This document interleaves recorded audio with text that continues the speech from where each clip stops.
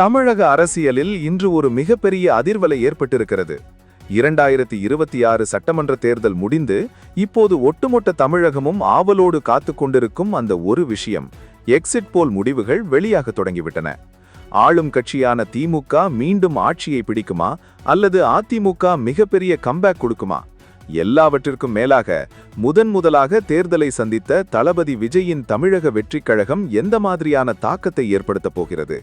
இதுதான் இப்போது தமிழகம் முழுக்க பட்டிமன்றம் நடந்து கொண்டிருக்கும் ஹாட் டாபிக். இதில் வேடிக்கை என்னவென்றால், வெளிவந்திருக்கும் ஒவ்வொரு கருத்து கணிப்பும் ஒவ்வொரு விதமான கதையை சொல்கின்றன. சில கணிப்புகள் திமுகவிற்கு பெரும்பான்மை என்கின்றன, ஆனால் சில கணிப்புகள் யாருமே எதிர்பார்க்காத ஒரு மிகப்பெரிய ட்விஸ்டை வைத்திருக்கின்றன. இதில் சாணக்கியா ஸ்ட்ராட்டஜி கணிப்பில் ஒரு மிகப்பெரிய முரண்பாடு இருப்பதாக மூத்த பத்திரிகையாளர்கள் சுட்டிக்காட்டுகிறார்கள். அது என்ன? விஜயின் வாக்கு சதவீதத்திற்கும் அவருக்கு கிடைக்கும் இடங்களுக்கும் என்ன சம்பந்தம்? மே 4ஆம் தேதி ரிசல்ட் எப்படி இருக்க போகிறது? விரிவாக பார்ப்போம். இங்கேதான் ட்விஸ்ட் ஆரம்பமாகிறது. பொதுவாக ஒரு தேர்தலுக்கு பிறகு வரும் எக்ஸிட் போல்கள் ஓரளவுக்கு ஒரே திசையில் பயணிக்கும். ஆனால் 2026இன் இந்த எக்ஸிட் போல்கள் அப்படி இல்லை. உதாரணமாக, இந்தியா டுடே மற்றும் ஆக்சஸ் மை இந்தியா வெளியிட்டுள்ள முடிவுகள் ஒட்டுமொத்த தமிழக அரசியலையே புரட்டி போட்டிருக்கின்றன. அந்த கணிப்பின்படி விஜயின் தமிழக வெற்றிக் கழகம் சுமார் 98 முதல் 120 இடங்கள் வரை பிடித்து தனிப்பெரும் கட்சியாக மாறும் என்று சொல்லப்பட்டிருக்கிறது. இது எந்த அளவுக்கு உண்மை என்று தெரியவில்லை என்றாலும் இது மிகப்பெரிய விவாதத்தை கிளப்பியுள்ளது. அதே நேரத்தில் சாணக்கியா ஸ்ட்ராட்டஜி போன்ற மற்ற நிறுவனங்களின் கணிப்புகள் ஆளும் திமுக கூட்டணிக்கே சாதகமாக இருக்கின்றன. சாணக்கியா கணிப்பின்படி திமுக கூட்டணி 145 முதல் 160 இடங்களை வென்று மீண்டும் ஆட்சி அமைக்கும் என்று சொல்லப்படுகிறது. சரி, இதில் எங்கே முரண்பாடு வருகிறது? ஏன் அரசியல் விமர்சகர்கள் இதை கேள்வி கேட்கிறார்கள்? அதைத்தான் நாம் ஆழமாக ஆராயப் போகிறோம். பொதுவாக ஒரு கட்சி எத்தனை இடங்களை வெல்லும் என்பதற்கும் அந்த கட்சி வாங்கும் வாக்கு சதவீதத்திற்கும் ஒரு நெருக்கமான தொடர்பு இருக்கிறது. சாணக்கியா ஸ்ட்ராட்டஜி கணிப்பில் தவக 13 முதல் 18 இடங்களை வெல்லும் என்று சொல்லப்பட்டிருக்கிறது. ஆனால் அதே கணிப்பில் அந்த கட்சிக்கு வெறும் 13 முதல் 15% வாக்குகள் தான் கிடைக்கும் என்றும் சொல்லப்பட்டிருக்கிறது. இங்கேதான் கணக்கு உதைக்கிறது என்று மூத்த பத்திரிகையாளர்கள் கூறுகிறார்கள். தமிழகம் போன்ற ஒரு மாநிலத்தில் பல முனை போட்டி நிலவும் போது வெறும் 15% வாக்குகளை வைத்துக்கொண்டு 18 தொகுதிகளில் வெற்றி பெறுவது என்பது நடைமுறைக்கு சாத்தியமா என்கிற கேள்வி எழுந்திருக்கிறது. இந்த ஒரு விஷயம்தான் முக்கியம். ஒரு தொகுதியில் வெற்றி பெற வேண்டுமென்றால் குறைந்தது 35%க்கு மேல் வாக்குகள் வாங்கினால்தான் உறுதி என்று சொல்ல முடியும். அப்படி இருக்கும்போது 15% ஆவரேஜ் வாக்குகளில் எப்படி இத்தனை சீட்டுகள் கிடைக்கும் என்பதுதான் தற்போதைய பெரிய சந்தேகம். இப்போ உண்மை என்ன என்று பார்த்தால், வாக்குகள் பரவலாக மாநிலம் முழுவதும் இருந்தால் சீட்டுகள் கிடைப்பது கடினம். ஒருவேளை விஜயின் வாக்குகள் சில குறிப்பிட்ட மாவட்டங்களில் மட்டும் செறிவாக விழுந்திருந்தால் இந்த எண்ணிக்கை சாத்தியப்படலாம். உங்களோட கருத்து என்ன? 15% வாக்கு இருந்தால் விஜயால் 18 இடங்களை ஜெயிக்க முடியுமா? கமெண்ட்ல சொல்லுங்க. சரி, இப்போது மற்ற கட்சிகளின் நிலை என்ன என்று பார்ப்போம். பிரதான எதிர்க்கட்சியான அதிமுக கூட்டணி 50 முதல் 65 இடங்கள் வரை பெறும் என்று சாணக்கியா சொல்கிறது. ஆனால் மற்ற சில கணிப்புகள் அதிமுக 80 இடங்கள் வரை கூட பெறலாம் என்கின்றன. சீமான் தலைமையிலான நாம் தமிழர் கட்சி முதன்முறையாக சட்டமன்றத்திற்குள் நுழையும் என்றும் அவர்களுக்கு 3 முதல் 7 இடங்கள் வரை கிடைக்க வாய்ப்பு இருப்பதாகவும் ஒரு தரப்பு தகவல்கள் தெரிவிக்கின்றன. இந்த தேர்தலை பொறுத்தவரை திமுக, அதிமுக, தவேகா மற்றும் நாம் தமிழர் என 4 முனை போட்டி என்றுதான் சொல்ல வேண்டும். இதில் திமுக தனது வாக்கு வங்கியை தக்க வைத்துக் கொண்டாலும் ஆளும் கட்சிக்கு எதிரான அதிருப்தி ஓட்டுகள் எங்கே போகிறது என்பதுதான் கேள்வி. பொதுவாக இந்த ஓட்டுகள் அதிமுகவிற்கு செல்லும். ஆனால் இந்த முறை விஜயின் வருகை அந்த வாக்குகளை பிரித்திருக்கிறதா? சாணக்கியா கணிப்பின் பின்னணி என்னவென்றால், அவர்கள் திமுகவின் வாக்கு சதவீதம் பெரிதாக மாறவில்லை என்றும் அதிமுக மற்றும் பிற கட்சிகளின் ஓட்டுகளைத்தான் விஜய் பிரிப்பார் என்றும் கணிக்கிறார்கள். இதனால்தான் திமுகவிற்கு அதிக இடங்கள் கிடைப்பதாக அவர்கள் சொல்லும் முடிவுகள் அமைகின்றன. ஆனால் இந்த டேட்டாவுக்கும் யதார்த்தத்திற்கும் இடையில் இருக்கும் இடைவெளியை நாம் கவனிக்க வேண்டும். தமிழகத்தில் ஆட்சி அமைப்பதற்கு தேவையான மேஜிக் நம்பர் 118. பல கணிப்புகள் திமுக 130ஐ தாண்டும் என்றே சொல்கின்றன. ஆனால் இதை பற்றி சிலரின் கருத்து வேறாக இருக்கிறது. குறிப்பாக விஜயின் தவேகா 20%த்திற்கும் அதிகமான வாக்குகளை பெற்றால் மட்டுமே அவர்களால் 2 இலக்க எண்ணிக்கையில் தொகுதிகளை கைப்பற்ற முடியும் என்று அரசியல் நிபுணர்கள் கூறுகிறார்கள். 22% என்பது மாற்றங்களுக்கான சதவீதமாக தேர்தல் வரலாற்றில் பார்க்கப்படுகிறது. உதாரணமாக 2006இல் விஜயகாந்தின் தேமுதிக 8% மேல் வாக்குகள் வாங்கியும் ஒரே ஒரு இடத்தில்தான் வெற்றி பெற்றது. 2011இல் கூட்டணி அமைத்து போட்டியிட்டதால் அதிக இடங்கள் கிடைத்தன. ஆனால் விஜய் தனித்து போட்டியிடுகிறார் அல்லது ஒரு பலமான கூட்டணியில் இல்லை என்கிற சூழலில் 15% வாக்குகள் என்பது அவருக்கு 2 அல்லது 3 இடங்களை மட்டுமே பெற்றுத்தரும் என்பதுதான் கடந்த கால வரலாறு சொல்லும் பாடம். அப்படியென்றால் சாணக்கியா கணிப்பில் ஏதோ ஒரு மிஸ்ஸிங் லிங்க் இருக்கிறது என்பது மட்டும் உறுதியாக தெரிகிறது.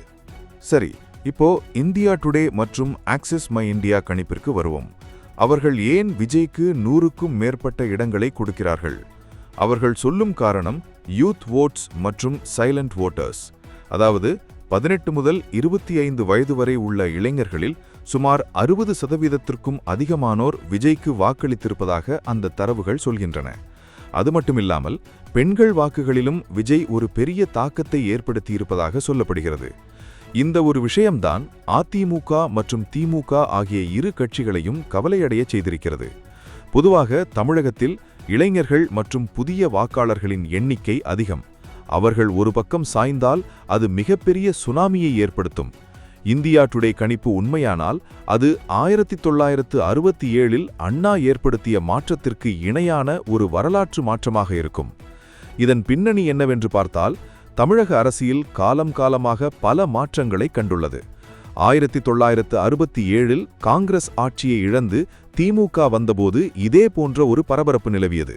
அதன்பின் எம்ஜிஆர் கட்சி தொடங்கி ஆட்சிக்கு வந்தபோதும் இதே சூழல்தான். இப்போது அதே போன்ற ஒரு சூழலை விஜய் உருவாக்குகிறாரா என்பதுதான் கேள்வி. ஆனால் தேர்தல் களம் எப்போதும் கணிப்புகளுக்கு அப்பாற்பட்டது. தேர்தல் ஆணையத்தின் அதிகாரப்பூர்வ தகவல்களின்படி இந்த முறை தமிழகத்தில் வாக்குப்பதிவு மிக அதிக அளவில் பதிவாகியுள்ளது. சுமார் 75%க்கும் அதிகமான வாக்குப்பதிவு நடந்திருப்பது ஒரு பெரிய ஆட்சி மாற்றத்திற்கான அறிகுறியா அல்லது மக்கள் ஆளுங்கட்சிக்கு மீண்டும் ஆதரவு தந்துள்ளார்களா என்பது மே 4ஆம் தேதி தெரிந்துவிடும். அதற்கு முன்னதாக இந்த எக்ஸிட் போல்களை வைத்து நாம் ஓரளவுக்கு தேர்தலின் போக்கை புரிந்து கொள்ள முடியும்.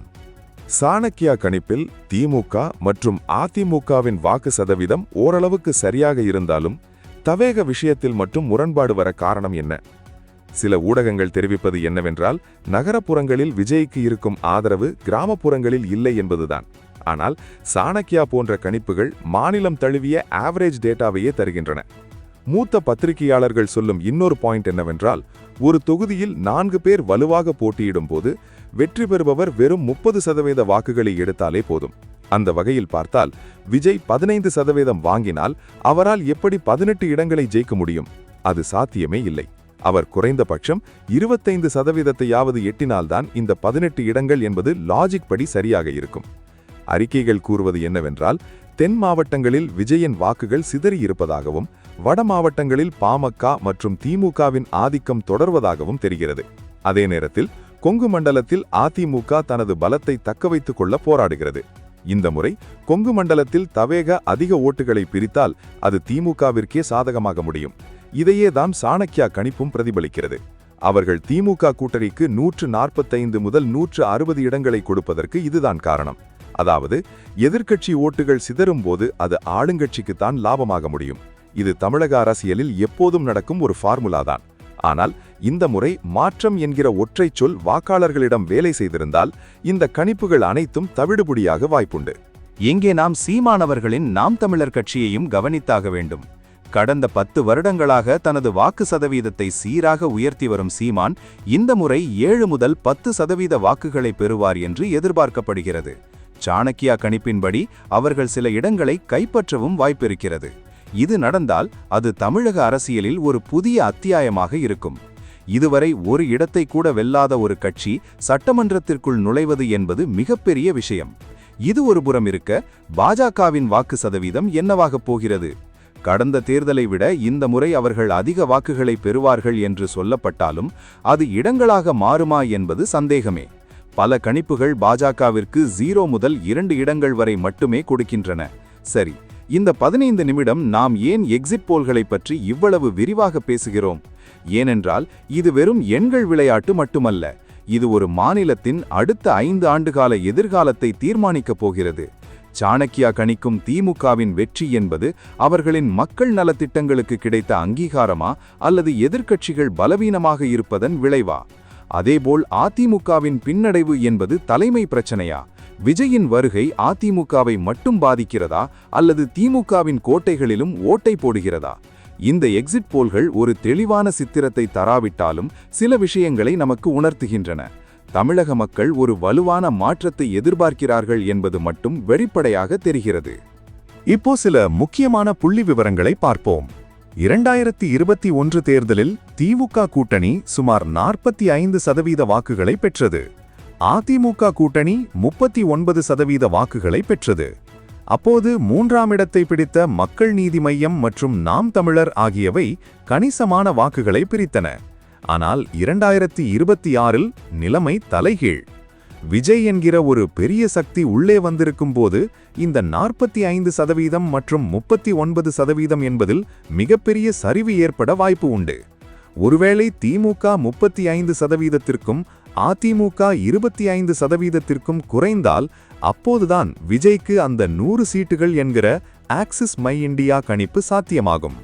ஆனால் சாணக்கியா கணிப்பு சொல்வது போல திமுக 40%த்திற்கு மேல் நிலைத்து நின்றால் மீண்டும் ஸ்டாலின் அவர்களே முதலமைச்சராக பதவியேற்பது உறுதி. பொதுவான பின்னணியிலிருந்து பார்த்தால் எக்ஸிட் போல்கள் பல முறை பொய்த்து போயிருக்கின்றன. 2016 தமிழக தேர்தலில் பெரும்பாலான கணிப்புகள் திமுக தான் வரும் என்று சொன்னன. ஆனால் ஜெயலலிதா அவர்கள் மீண்டும் ஆட்சிக்கு வந்து அனைவரையும் ஆச்சரியப்படுத்தினார். அதேபோல் பீகார் மற்றும் மேற்கு வங்க தேர்தல்களிலும் எக்ஸிட் போல்கள் சொதப்பிய வரலாறு உண்டு. அதனால் மே 4ஆம் தேதி வாக்கெண்ணிக்கை முடியும் வரை எதையுமே 100% உண்மை என்று நாம் நம்ப முடியாது. ஆனால் இந்த டேட்டாக்கள் நமக்கு ஒரு ட்ரெண்ட் காட்டுகின்றன. அந்த ட்ரெண்ட் என்னவென்றால் தமிழகத்தில் 2 கட்சி அரசியல் என்பது மெல்ல மெல்ல மறைந்து ஒரு மும்முனை அல்லது 4 முனை போட்டி உருவாகத் தொடங்கிவிட்டது. இது ஆரோக்கியமான ஜனநாயகத்திற்கு நல்லதுதான். மே 4ஆம் தேதி காலை 8 மணிக்கெல்லாம் முதல் கட்ட நிலவரங்கள் வரத் தொடங்கிவிடும். அப்போது நமக்கே தெரிந்துவிடும் சாணக்கியா சொன்னது சரியா அல்லது இந்தியா டுடே சொன்னது சரியா என்று. சாணக்கியா கணிப்பில் உள்ள அந்த முரண்பாடு, அதாவது குறைவான வாக்கு சதவீதத்தில் அதிக இடங்கள், அது ஒருவேளை தட்டச்சு பிழையாக கூட இருக்கலாம். அல்லது அவர்கள் சில குறிப்பிட்ட மண்டலங்களில் விஜய் மிகவும் வலுவாக இருப்பதாக கருதியிருக்கலாம். எது எப்படியோ விஜயின் அரசியல் வருகை என்பது ஒரு கேம் சேஞ்சர் என்பதில் யாருக்கும் மாற்று கருத்து இருக்க முடியாது. அவர் வாங்க போகும் ஒவ்வொரு ஓட்டும் தமிழகத்தின் பாரம்பரிய அரசியல் கட்சிகளுக்கு ஒரு எச்சரிக்கை மணியாக இருக்கும். கடைசியாக ஒரு விஷயம், தேர்தல் முடிவுகள் எதுவாக இருந்தாலும் மக்கள் தீர்ப்பே மகேசன் தீர்ப்பு. இந்த எக்ஸிட் போல்கள் வெறும் யூகங்கள் தான். நிஜமான தீர்ப்பு அந்த வாக்கு பெட்டிகளுக்குள் தூங்கிக் கொண்டிருக்கிறது. நீங்க என்ன நினைக்கிறீங்க? இந்த முறை தமிழகத்தில் யாருடைய ஆட்சி அமையும்? ஸ்டாலின் அவர்களின் தொடர்ச்சியா, எடப்பாடி பழனிசாமி அவர்களின் மீள் வருகையா, அல்லது விஜய் அவர்களின் புதிய ஆரம்பமா? உங்களோட கணிப்புகளை கீழே கமெண்ட்ல சொல்லுங்க. மறக்காம இந்த வீடியோவை உங்க நண்பர்களுக்கும் ஷேர் பண்ணுங்க. மே 4ஆம் தேதி முழுமையான முடிவுகளோடு மீண்டும் சந்திப்போம். நன்றி, வணக்கம்.